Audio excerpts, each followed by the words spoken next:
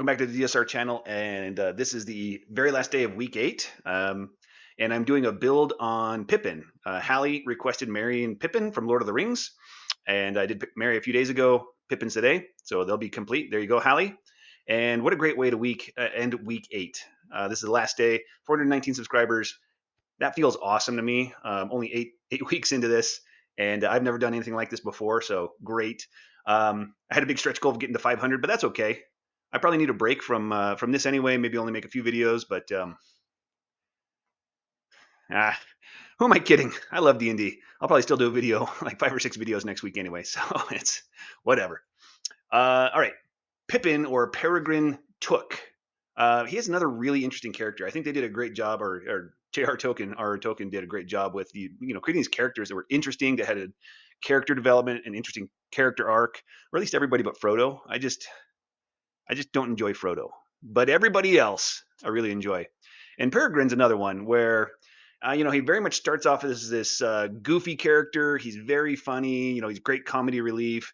And towards the end of the, Lord of the Rings trilogy story, he gets pretty serious. Now fortunately, he doesn't entirely lose his humor, his good nature, his sense of, in trying to enjoy life and make people happy.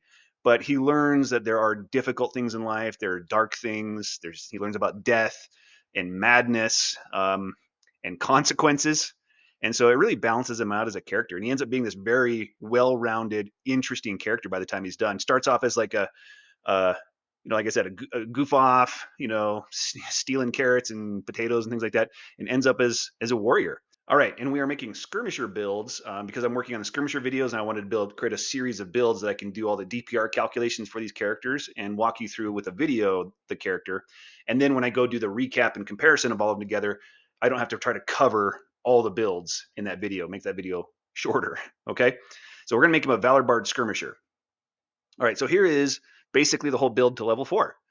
You're gonna start at level 1, you're gonna choose Bard, you're going to get some skill proficiencies. You get 3. You're going to choose Deception, Persuasion, Performance. Your species, of course, is Halfling, which is in the first version of D&D. They didn't use the word Halfling. They used the word Hobbit. The estate of J.R.R. Tolkien, issued a letter. I don't know if they sued him. Maybe I should check that before I spread unintentional rumors. They did something kind of like a cease and desist. D&D run by TSR at the time. Complied and went through and started renaming every reference to Hobbit into Halfling. So definitely got to be a Halfling for this character. Background Wayfarer, and we get Insight and Stealth skill proficiencies from that, and the Lucky feat. Now, you see some of the text is in yellow now. So the white text means you should choose that to keep this build working the way I've put it together.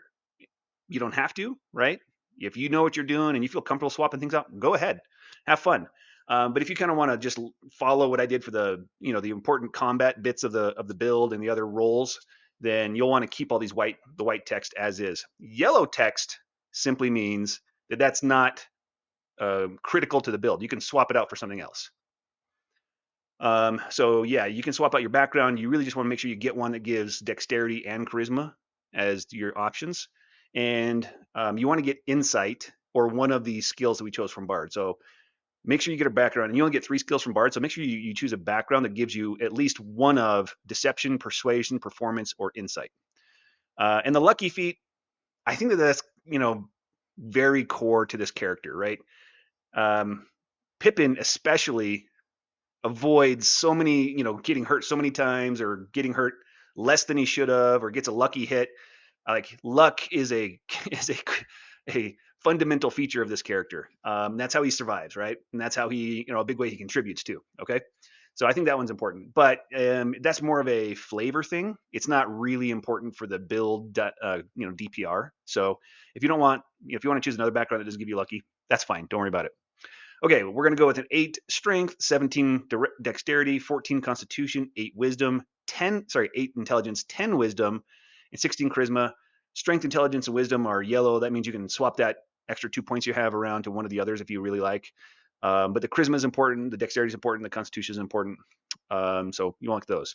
Now the spells we're going to choose at first level are Friends, Booming Blade, Disguise Self, Healing Word, Silvery Barbs, and Tasha's Hideous Laughter. Okay, so first we get 4 features from our species, which is Halfling. So you got Brave, Halfling Nimbleness, Luck, Naturally Stealthy. These are all great, very good features. And I'm not going to go into the intimate details of these ones again. If you want, I'd go look at the Mary video, the video I did on Mary, where I really dive into Halfling Nimbleness and what that really does for you, and Naturally Stealthy, and how both of those are actually very significant features and very useful. Then Bardic Inspiration. This is one of the, core iconic features of the Bard class, or is the core iconic feature of the Bard class. You're handing out Bardic Inspiration, you're buffing allies, which contributes to both out of combat situations and in combat situations. Bardic Inspiration is great. And they gave it a nice buff in the 2024 rules at level 5 when you get Font of Inspiration, which is a little bit beyond the scope of this build. But at level 5, you get Font of Inspiration. And what that first thing it did, the same as 2014, is that it causes all of your Bardic Inspiration dice to recharge on a short rest instead of a long rest. Well, both. What they added in 2024 is that you can also recharge. You can regain a Bardic Inspiration die by expending a spell slot, any spell slot, and there's no action required. So you just, in the moment you're out of Bardic Inspirations and you need one, expend a spell slot, you got it back. Huge buff, very cool, very nice. That alone, plus their spells, bards are like an A tier support class just from the base class, just on their own. So awesome. Disguise Self and Friends are a pretty cool combo in my opinion. Friends is one of those spells that it's a cantrip, right? So it doesn't take any spell slots. So you can cast it all day long, no problem. The only limitation on it is that you can only cast it on the same creature once per 24 hours. You can't keep doing it on the same creature. It also only works on humanoids, so you can't cast it on, trying to get past the dogs, the guard dogs. But if there's just humanoid guards, you can cast this on them. Do the Jedi mind trick. These are not the droids you're looking for. Sneak into the castle, whatever you can do, and use Disguise Self on yourself to make yourself look like somebody else. Because when it ends after 1 minute, they know that you charmed them. Now, the one thing they changed from 2014 is in 2014 it says they automatically become hostile to you when it ends. And now it's just they just know they were charmed by you, so they're no longer automatically hostile, which is another nice improvement. So they know they're charmed by you, but if you disguise yourself as someone else, they know they're charmed by that person, and you now turn into a different person. You come back through, they don't recognize you, and you're like, hello, and they don't know that you were charmed by them, and off you go. Now, also at 3rd level, you see that I put enhanceability on the build. Okay, so enhanceability is great and is better than charming your target in most ways, because you can cast enhanceability on yourself long before you get into a social encounter, and then it applies to all of your charisma checks, right? You have advantage on all charisma checks for the entire social encounter for an hour, and there's no tipping off the target that you use a spell, right? Because you cast enhanceability on yourself, not them. So there's no saving throw. They don't know that you did it. When it ends, they have no idea.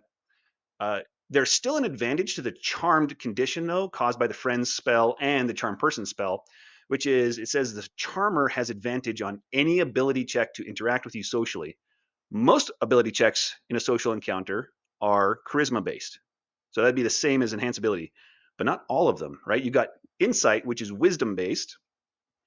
Maybe there's an investigation. You're inspecting their clothes. Maybe you're using investigation to observe and figure out the haptics of their body language and what it's telling you about the interaction, right? And with charmed, if you've charmed them, you have advantage on those rolls as well. Insight, investigation, anything that's going on during the social encounter, you're getting advantage on every roll against that target, not just your charisma check. So charm condition and friends and charm person still worthwhile, although once you get to 3rd level and you get enhanceability, I would use that most of the time, right? Because it's just easier and safer. All right, and yeah, 3rd level, we're choosing enhanceability. This one's great, like I said. It's also very great at multi-purpose spell, good for social encounters, also good for scouting. So if you're going on a scouting mission, maybe you and Mary are going off together to do a scouting mission, right? It's not good for the rogue to go by themselves. So you're going to go with them. You just cast this on yourself with dexterity as the ability score you choose, and now you have advantage in all of your dexterity related abilities, which is most of the scouting skills, right? Acrobatics, stealth, sleight of hand, right? If you need any of that. Also, when you get to higher levels and you have higher level spell slots, you can upcast this and you can cast this on Mary and yourself. Now, both of you have permanent advantage. I mean, for an hour, right? So great for stealth missions, great for face, interactions, for being the face. And if you start combat while you're on a scouting mission and you've got it on enhance ability on you when combat starts uh, for dexterity, that gives you advantage on your initiative roll.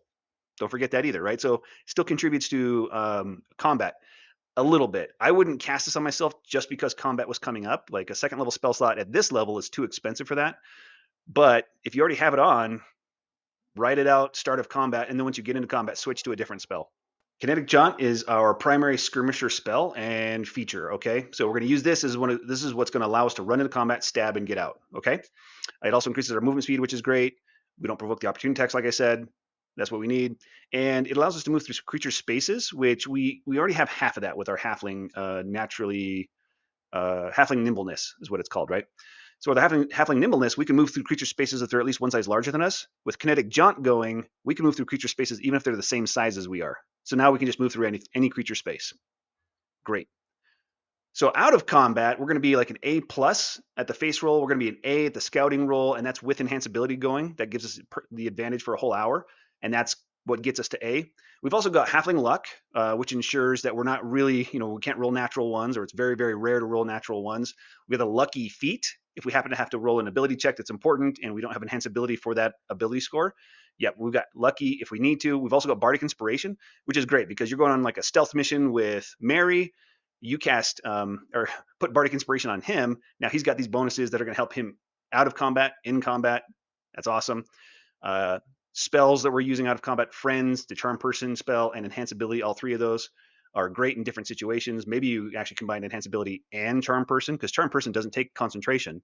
So you can cast it on somebody, last a whole day, like maybe put enhance ability on yourself first so that you're a smooth talker and you're better at lying, and then you cast charm person on them. And that way, if they like succeed at the saving throw, you still have an advantage on your deception check to be like, oh no, that's you misunderstood. I wasn't casting charm person on you, and talk your way out of it. And then just do it again. Keep doing it until it succeeds.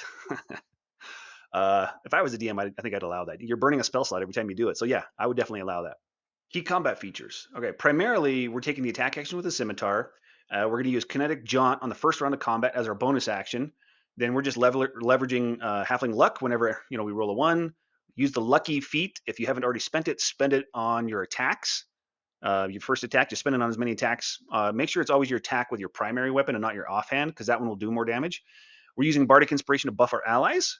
Okay, and when we, on rounds that we haven't cast kinetic jaunt, because those are both bonus actions. Secondarily, we'll use healing word and lesser restoration as needed. Right, those are great healing spells, and those are also bonus actions. So use those as needed. You probably already cast kinetic jaunt in the first round of combat, but usually people aren't going to need lesser restoration or healing word on the first round of combat, right? So great features there. Our basic combat loop will be attack with a scimitar, offhand attack with a scimitar using Nick, asterisk, reroll all the nat ones, and then 2 asterisks, make sure you use the lucky feat as often as you can. Notice that our action loop doesn't include Booming Blade, even though we have the Booming Blade cantrip. The problem with that is that if you use your action to cast Booming Blade, then you're using your action to take the magic action, which means that doesn't trigger your offhand attack with the light weapon property, which is what we're using with the scimitar to get that other attack. So if you cast Booming Blade, then you don't get the second attack with the scimitar.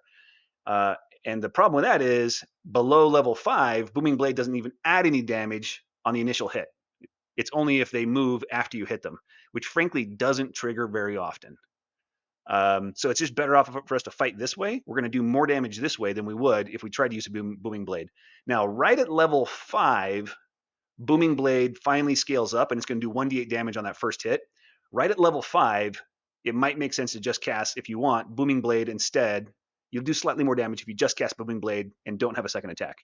But at level 6, we get extra attack, and we get the Blade Singer version of extra attack, which is we get 2 attacks and can replace one of those with a cantrip. So now we get 2 attacks, and one of those can be with Booming Blade. And since we took the attack action with that, then that still triggers our light weapon property attack with the second offhand scimitar. So we'll still get the 3 attacks, one of which will be Booming Blade. Okay, but that's at level 6.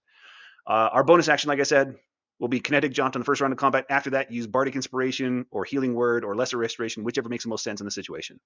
Damage per round, or DPR, right? For some of us, this is the best part. Okay, so I've got the Rogue Assassin on there that I haven't done a video on yet, but that's on there just for comparison. I've got Mary, the build I did on Mary there. And then I've still got the Rogue Thief that's the same as Mary, but doesn't have the Piercer feat, just for comparison again. Then I have this build, Pippin's, at level 4 and 6 for a very specific reason, right? I want to show you how that changes. And then I've got the Whisper Bard on here from level 4 as well.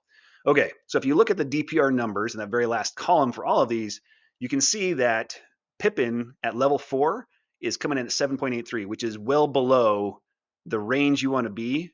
That's like more than one standard deviation below the bottom range for what I said a skirmisher should be at, which is 12. You want to be like 12 to 18. So you're going to be a disappointing damage dealing skirmisher at level 4, but you're only disappointing in the damage you deal. Okay, I want to emphasize this. You're still not taking any damage, which is part of the skirmisher's job. Is don't take damage, right? Or very rarely get attacked because you're out of range, because you're around a corner, whatever it is, right? So you're very rarely attacked. So you're taking very little damage. So the healer, if there is a healer, doesn't have to worry about you. But also, you're really good at a bunch of other things. Okay, so for a few levels, your damage is gonna be lower than where the range you'd like to be at. That's okay, right? You can still have a lot of fun with this character. You're still a very strong support character. You still got a lot of other capabilities. But then at level 6, like I said, when you get that extra attack feature that's like the Blade Singer's extra attack, your damage almost doubles. So you go from 7.83 to 15.86. Okay, that takes you from being below to being above average, to like more than one standard deviation below the range you should be in, to being above the average of the range. So you suddenly become, boom, an A ranked skirmisher.